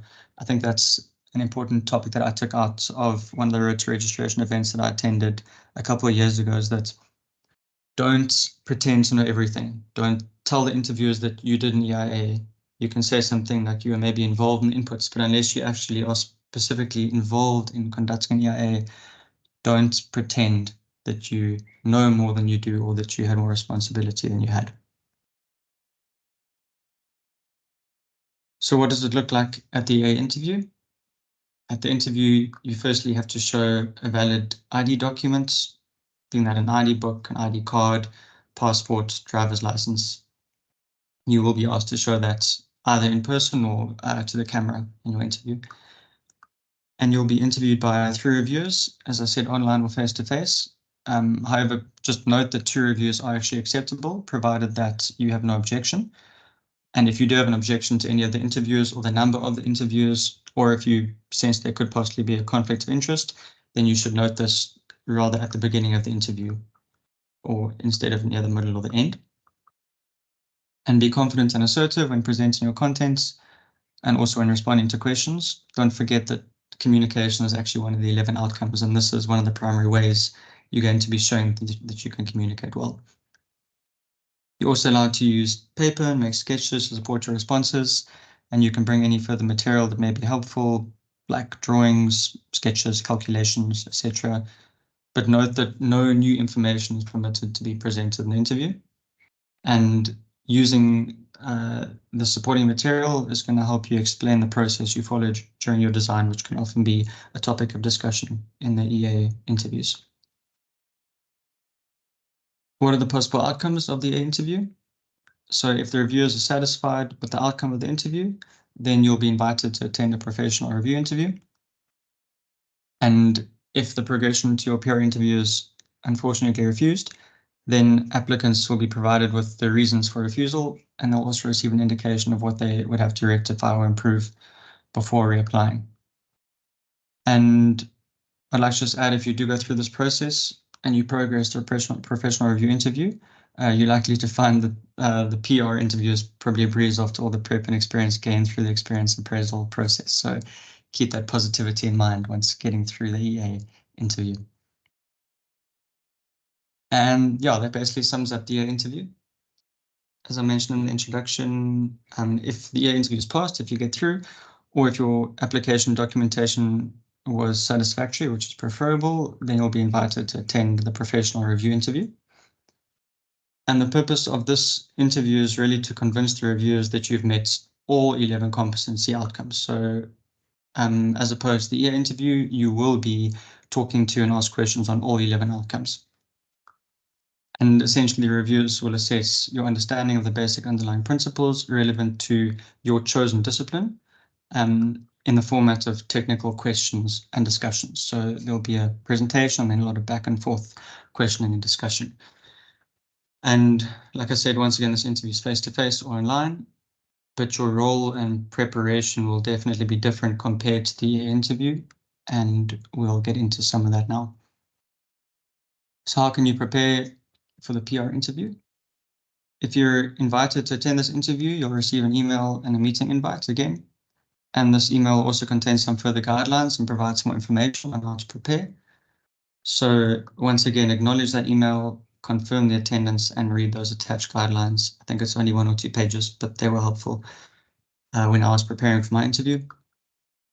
And definitely review application documentation carefully and note any specific points that you want to highlight during your interview. And also read all the key documents referred to in your application thoroughly and be well prepared. And this includes, note this very carefully, the relevant codes, standards, guidelines, and acts.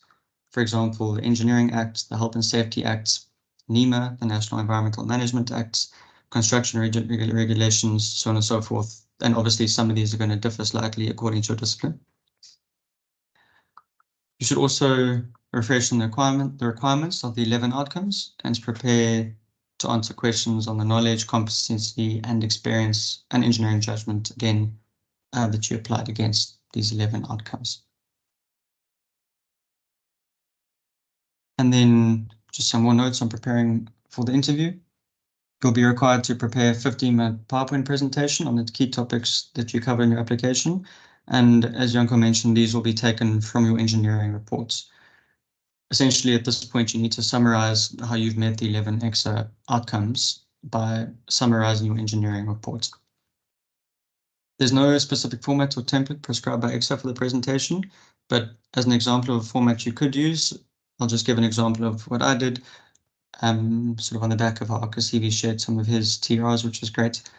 I started with a short intro to myself and a background, and then I provided a brief introduction or summary to the projects that I was going to refer to in my presentation. It just helps to get that summary out of the way at the start, rather than sort of bringing in a new project halfway through a presentation. Well, I found that helped me at least.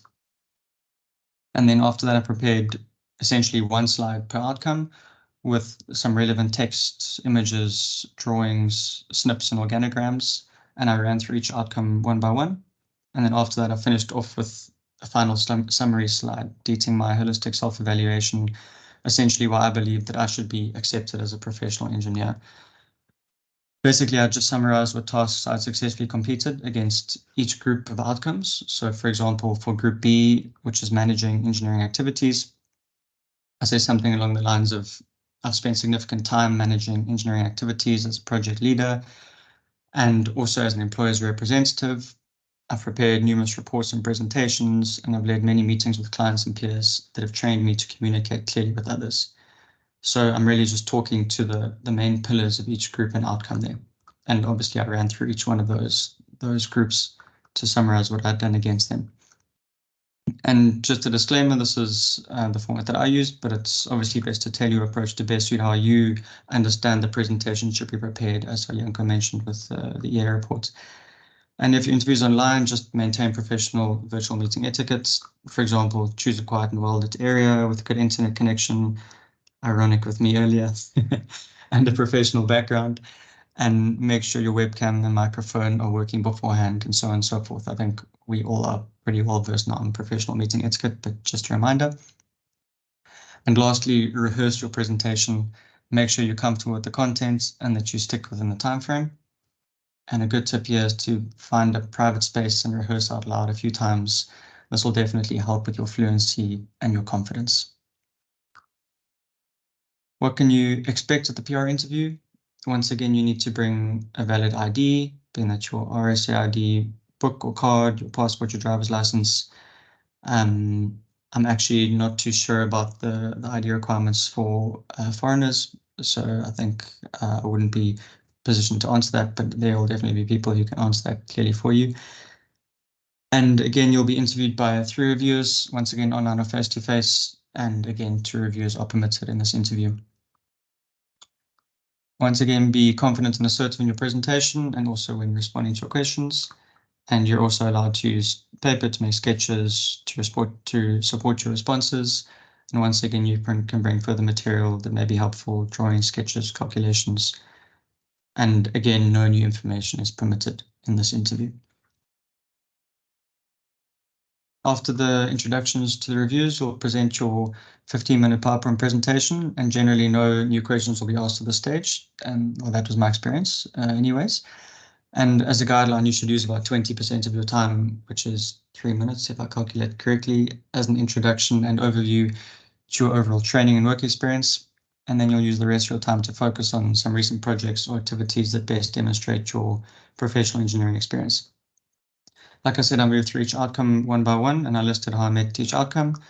I used 3 projects, sorry, Janko, as examples that best spoke to the outcomes, but I think generally, from what I've heard, people might choose only 1 or 2, and obviously it just makes it easier to focus on what you're presenting without jumping between projects too often. But that really depends on your preference and the nature of your training. And the rest of the interview is really meant, after that, it's really just meant to ensure that you, the applicant, can demonstrate competency against all the outcomes. And this will be in a question/answer format between you and the reviewers, going through each outcome one by one. My experience was that the reviewers moved through each outcome, asking for more detail where required, literally outcome 1, outcome 2, outcome 3 to outcome 11. And they asked questions about my thinking regarding decisions that I'd made, design decisions, professional decisions. And I also had quite a lengthy and detailed set of questions and discussion about the action regulations, which I wasn't quite expecting, but luckily I had prepared on those. So please read and understand these before your interview. I know it's a lot to go through, but firstly, you won't regret it in the interview, trust me. And secondly, and more importantly, you have to know these to be registered. So please take note of this. It's an important point. And second last slide, what are the possible outcomes of the PR interview? Once this interview is complete, the review reports are submitted to a panel of moderators, and the following decisions may be made after this moderation process. Outcome 1, the application is approved for registration, and I hope and I'm sure that all of you will fall into this category. And outcome 2, your application could unfortunately be declined for registration. In this case, a response will be sent to you detailing the outcome and, if applicable, the reasons for being declined. And when an applicant has been refused registration, they may be granted what's called an advisory interview upon their request, but this can't overturn the final outcome. And alternatively, applicants may choose to appeal their refusal registration, which I won't get into here. So finally, in summary, I'd just like to end with these last few points. Be professional. Number 1, this includes maintaining professional meeting etiquette. Number 2, communicate clearly, don't rush and take your time. Number 3, be prepared, know your application and the relevant documents well. After that, rehearse your presentation well multiple times and stay within the timelines. Don't forget your ID, this is important. And lastly, be confident. After all these great speakers and their insights before me, I'm sure you guys all got this. So thank you, and back over to Swesha. All right, all right. Yeah, please, let's all give Gary another round of applause. I think that was brilliant. Thank you so much for that, Gary.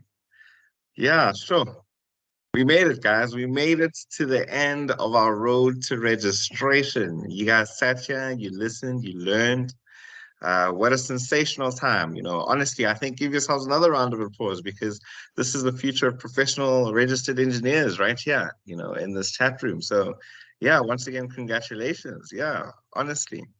I'd like to say thank you to all our panelists as well as our attendees. And this brings us to the section where we can actually go through some of these interesting questions that you've all been posting in the chat. I have a challenge to our panelists. We do have 20 minutes for this Q&A. Well, let me say 18 so I can do a quick 2-minute sign out right at the end. And if you can answer these questions nice and concisely, I think we can get to most of them. So I think without further ado, I'll just get straight to it. So our first question is from Danica on the topic of 11 outcomes. Would you be able to give us a brief idea of what examples you use to demonstrate ethical behavior in your engineering report? Surya? Thanks, Swesha. Thanks, Danica. So in terms of ethical behavior, I'll talk about my own experience. When I was on site and I was actually in charge of a project, there was, not only was I in charge with the in-office staff, I was in charge with on-site staff. And what I noticed was there was a particular individual who was actually frequently not coming to work and then also inebriated on the job. And then we later found out that when we sent him for medicals, he had also had drugs in his system. But there's a process to follow, and that now also contributes to unethical behavior. And when you go for your interview process and when you're writing it into the report, they're going to ask whether you've actually been exposed to any unethical behavior. And not only have you been exposed to it, how did you actually, what did you do in response to managing that particular unethical behavior? And what you're going to do is now you're apart from being an engineer, now you're actually talking in terms of a professional in a business as well as somebody that's looking after other site staff, because you've got somebody who's going to be unsafe on your site. And how now do you actually respond to that person, and what do you do with your other site staff? Taking into account your codes of ethics, morality, and so on. So that's just one example. Yes, I think that is a great example. And if our panelists can just take note of how concise Surya was, she took 1 minute to answer that question. I think if we can keep going like that, we can get to all 21 questions we've got here. Another one for you, Surya. I think I'll start with the first four. For Group A outcomes, can one address them through a project that only lived up to the conceptual phase? Look, it depends on the individual and their particular experience, because you're not only looking at that specific phase, you're also looking at the level of responsibility that you were handling that specific phase in. If you are operating at a level A and B, that's not actually the ideal situation. However, if you went all the way and graduated from C all the way to E, and you were really in there, you constantly communicated with the client, you were making decisions, and you were there at the responsibility level where you were actually responsible for the work, but you're not accountable being a candidate engineer, then you may use those examples. However, not ideal if you're sitting at level A or E or B. Super. Okay, another one for you, Surya. To what level of detail do we need to go to when including calculations in the engineering report? There's so much detail engineering that goes into each project, so how does one encapsulate it in the report? I think also what you've got to recognize is the qualification type that you are putting your report together for, whether you are at engineering level, BTech level, whether you're registering as a certificated engineer, or are you registering at a technician level. The level of detail that you go into should actually make sense in terms of how you're calculating from first principles, and how you've actually shown that your first principles align to what the software application is spitting out, and they're actually saying the same thing. If you can show that to say that your engineering is structurally sound in terms of your knowledge areas, and then it makes sense in terms of confirmation from technical software, you're allowed to put it in. But then again, talking about how Yanko and how the other colleagues structured their reports, there is definitely a limitation on the words and the number of words permitted. And you don't want to get lost in detail. So that has to be a balance of how you are actually structuring your report. Super.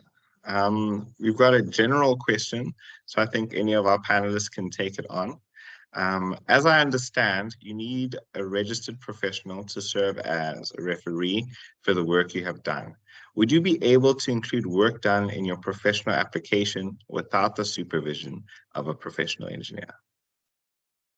Sorry, can you repeat that? As I understand, you need a registered professional to serve as referee for the work you have done. Would you be able to include work done in your professional application without the supervision of a professional engineer? Okay, I'm not sure whether it's particularly a professional engineer or it's a registered person. However, work done on your own without being supervised by anybody, whether it's a supervisor, a manager, or a professionally registered person, cannot be verified. So you may be able to say, I've done spectacular work, but if it's not being, you're not able to verify it by somebody who's already recognized, that's not going to be permissible from my level of understanding. Super. Thank you for that, Surya. I think we can Thanks, give you a Risha. little bit of a break. Thank you. Moving on, we're going to touch on the TERs. Is the 2,000 words for the TERs for all the TERs or each? I think that's for you, Kasivi. Yeah, that's for all the TERs. So if you have 10 TERs, all of them need to be 2,000 words. If you have 4, like me, all of them have to be 2,000 words. Brilliant. I think that answers that question. Moving on to the next one, still on TERs and ER, I always struggle identifying what would be a strong example of a complex engineering problem. Do you have any advice of how to select a good example of a complex engineering problem? Okay.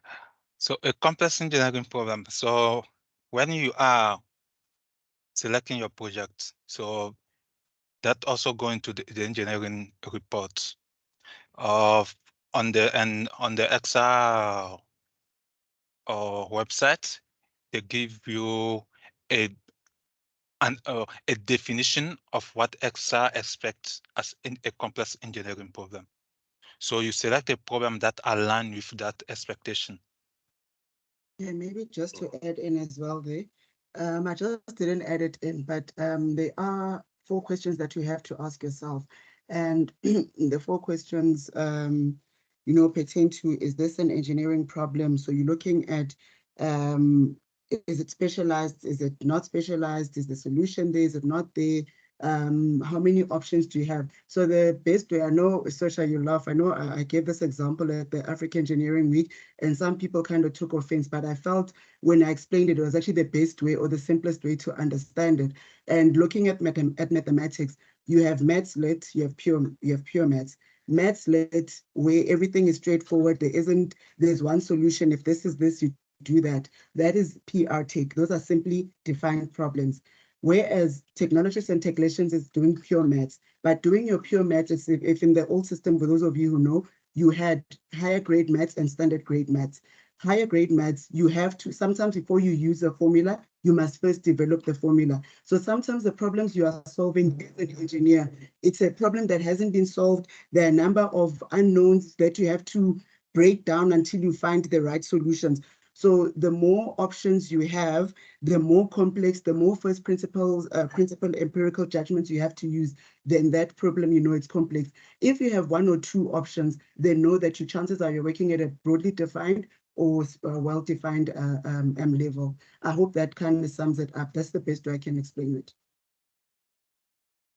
Yeah. I think you definitely use that example, and it's your fighter now. You'll keep going back there. It's a good analogy. It is. I'll definitely take that. I see Gary Hopkins may want to add into that. Swesha, yeah, I just wanted to quickly share my screen just to add on to the back of that. In the Super. competency standard, there is a nice test for a complex engineering problem, if you can see my screen. And it Yes, walks yes. through those questions that have just been Yes. described, essentially. So it's nicely outlined there as well.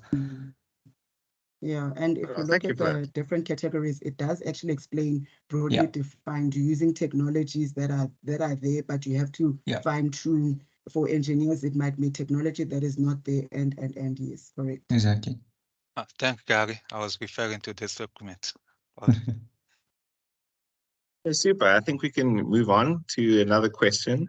So it says, Yanko, thanks for the presentation. You mentioned that the registration process is intended to measure competence regardless of the specific environment you've been in. Example, contractor versus consulting. Does the same apply to research and academia? I think this could answer quite a few of the other questions here where people just needed that clarity on exactly Yeah. what you mentioned, where you said if it's an engineering problem. But please go for it, Yanko. Well, I did actually answer this in the chat, and I said the council is cognizant that people in academia or doing research, there are certain outcomes that you might not fully take. They've taken that into cognizance. They've provided guidance in terms of that. But remember, if you're doing research, for example, you have to determine what is it that you want to solve, or what's the problem that you want to solve for. What methodologies are going to use, what technologies are going to use, what options are available to you. Start honing down on that. All those are group 8 outcomes. You're communicating with different professionals. You're getting information from various parties to be able to find a solution. Those are group B outcomes. At the end of your research, you have to prepare a presentation. You have to talk about what is it that you are doing, write up a report. Those are communications. You have to, some of them might be a bit difficult, like the group C, but the council has kind of given away how you go about it. I'm just not sure if there's any recordings. I'll try find out for you, and I'll let the committee know, and they'll make that information available. But the council is undertaking roadshows where they're advising and guiding how people in that space can also register. Okay, super. I see Soraya would also like to add something there. Yeah, thanks for that, Swisha. I'd like to agree with Yanko because, like she mentioned, those roadshows for the extra council, what they do say is that if you come from the research and technology sector, or you doing research and development, what you're basically doing is you're taking your theoretical practice and you're now putting it into practical terms. So if you do want to register, but you're sitting in the research and development industry, what you have to do is you'll have to generate hypothetical situations, but also get the input as if you were actually doing a work activity. So you generate a problem, you'll formulate the solution, you'll look at different individuals who add input to it, and then you will then take on the engineering reports as if you are working within the normal construction or consulting environment. Thanks, Visha. I think that was quite a robust answer. You got it from multiple perspectives there. And yeah, I hope that answers you. The next question is from, okay, I don't think that matters. Hi, I would like to know if the duration of the project you're involved in, does that matter in terms of selecting what project to write up on within your report? I think that's a general question. Any of our panelists? Okay, I think I'll go first. So what I did, or maybe that what helped, because I try to keep my submission as simple as possible. So instead of submitting my reports in terms of maybe switching companies or the projects, I looked at the categories that I wanted, or the roles I wanted to fill. So it was graduate engineer, design engineer, site engineer, project manager. And so I only had 5 TERs. And what I started doing is that over a period when I had a particular role, I just grouped certain projects within there, but I chose 1 or 2 where I could show that I was working, or I was demonstrating that my competency level was increasing, but I'd indicate that there are other projects I'm working on, like the other gentleman said. So it's not necessarily about the period. If you feel, or the duration, if you feel that project, as short as it was, you are ticking a lot of the boxes, then you can add it in a particular period. Because remember, the one, I think it was the lady or gentleman who explained what is a period. So as long as it's falling within a period and it's one of the projects you worked in, duration for me is not really that important. It's what have you covered and what are you demonstrating? Are you ticking the boxes? That's my take on it. Just quickly on that, Janko, does it matter when you worked on the project? Could it be 5 or 6 years old in comparison to when you're submitting? Is this for the TERs or for the engineering report? Because remember, for the TERs, you need everything from when you started. So if you're going to take hints, even with TERs, for those who are maybe have been working for longer than 10 years, there is something called a training and experience outline, where they're taking cognizance that you might have some professionals who've been in the industry for 15 plus years, and they're not expecting you to write a detailed report for everything because you've been operating at a very senior level. So what they say is that for the first 15 years, let's say you have 20 years experience, for the first 15 years, you do TOs where you just bullet point and say, this is what you did, blah, blah, blah. You don't even need a supervisor to sign. But the last 5 years, you need to have been working at a level of a degree of responsibility E, and the supervisor would have to sign. So yeah, I'm gonna go a long way. If I have to explain further, I'll talk too long. Okay, brilliant. Maybe I can add on to that. So it depends on how you also the period that you selected for your TR. All right. So the period cannot overlap. They need to be consecutive. So if you select those, the project, if you want to use that project, make sure it fall within one of those periods. If it does not fall within, then you leave it out. And also, given that you only have 2,000 words, there are a lot of projects that you may not use within your TER. So you just use the one that have high impact toward your demonstration of the outcomes. Yeah, unless on the project maybe you are filling different roles and you can take certain outcomes in different phases. Now, when you do, you can keep using it, but in different roles to demonstrate that you are actually growing, you know. Okay, brilliant. Thank you so much for that. I think, just to wrap this up, I think I want to handle some of the administrative questions. There were a few questions regarding if the recording would be made available. Yes, I believe after this is done, we will have a recording and CESA will put it on their YouTube page. Lastly, the questions were pertaining to the presentations. I believe we have all your email addresses, and with permission from our panelists, we can definitely share those presentations so that you can use that as material in, completing your own professional registration. And I think we have successfully come to the end of a brilliant, brilliant, brilliant road to registration. I'd like to take this time to thank all of our sponsors, all of our partners, all of our speakers, and all of you, really and truly. I think Janko has some final remarks. I think what we'll do is we'll maybe give each panelist a final remark that they'd like to say, maybe a vote of thanks just to bow out. And I think, yeah, we'll start with you, Janko. Anything from your side?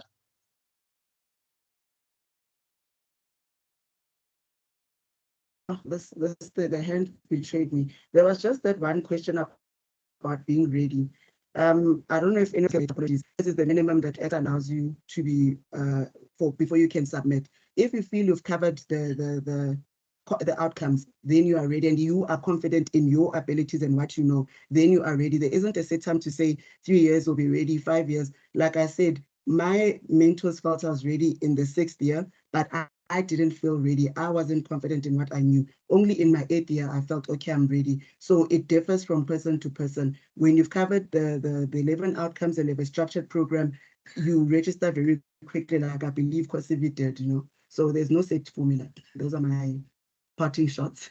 And it is doable. Just do it. CESA is a good example. Speaking about CESA, any final remarks? Oh, okay. My final remark will also be on the readiness of a candidate, And also, so it's definitely up to you, because when you are registered as a professional engineer, you are expected some sort of responsibility.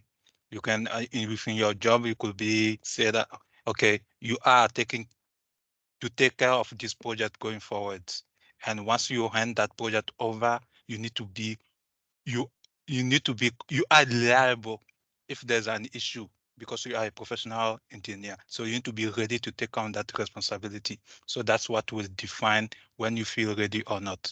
And also, thanks for giving me the opportunity tonight. It's been brilliant. Thanks, everyone. Awesome. Soraya, any last remarks from your side? Thanks, Swesha. You know what? I'd actually like to thank yourself, Danica, Amina, Jean. You guys have such a brilliant forum here that it's worthy of everybody listening in and taking cognizance of what the other speakers have said as well, because it's such a great thing for when you're preparing, you know exactly what you're preparing for, and it really does take away everything that confuses you, and it gets you straight to the point of what you need to do. So thank you, Swesha. Thank you for being such a lovely host as well. It's been fantastic. Thank you, Soraya. Buttering me up right at the end.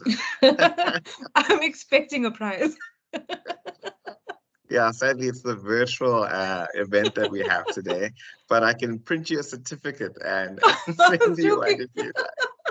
Now we'll make one on Canva quickly. Thank you so any much. last remarks from you, Gary, before we move to John?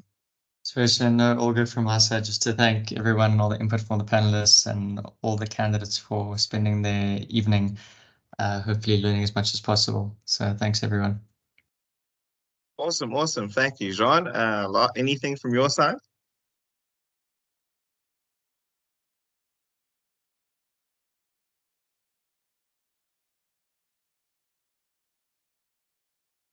There's no sound coming through.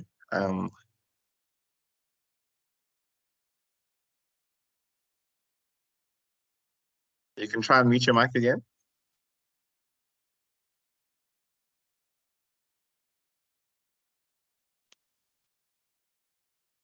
I think you have to pull out the other one. It's okay. Here we go. We can hear you. Can you hear me now? Super. Good. So just for all our speakers, thank you very much for putting out your time and effort. We at CESA YPF, we really appreciate it, and we're looking forward to our next road to registration event, definitely, and we'll basically up the attendance next time to 1,000. So let's do it, and we can go forward from here. Awesome. Then I think that really does wrap it up, ladies and gentlemen, and I hope you enjoy the rest of your night. We're 2 minutes over, but that shows that we wanted to be here. And yeah, everybody have a great night and looking forward to celebrating all your newly professional registrations. Cheers, everyone. Thank you. Bye. Thank you, guys. Thanks. Thanks, Swesha. Thank you, guys. Bye. What's your name, Ross? Thank you. Thank Bye. you. Bye.